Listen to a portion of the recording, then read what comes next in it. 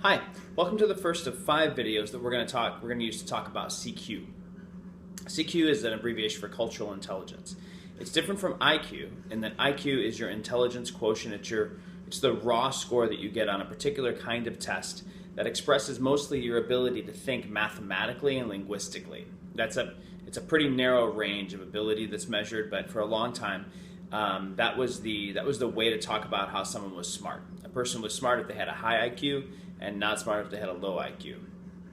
It's not very elegant, and it's actually not all that useful. What we're finding is that people with higher EQ, emotional intelligence, tend to do better in the workplace. They tend to build relationships easier and leverage those relationships for mutual benefit.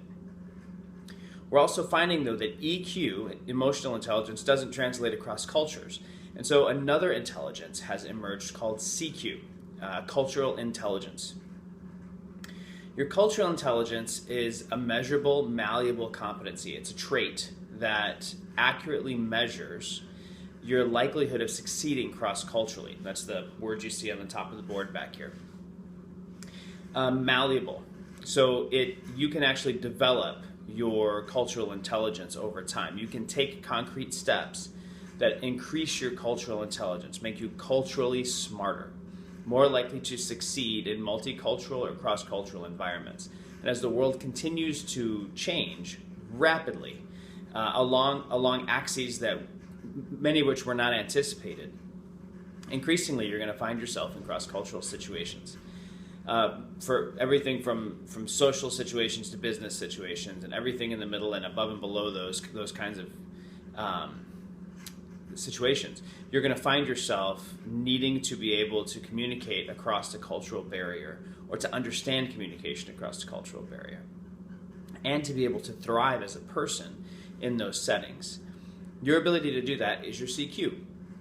Now, it's not only malleable, not only can you develop it over time, but you can also accurately measure it. There is a test, a CQ test, that accurately measures your ability, your cultural competency, your cultural intelligence, along 4 capacities.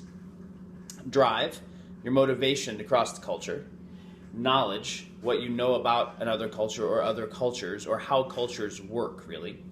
Strategy, your ability to make a different plan than you would have made in your own home culture. Your ability to think about how what you know about the culture that you're engaging should inform the steps that you take, or how you interpret the steps taken by another. And then CQ, action.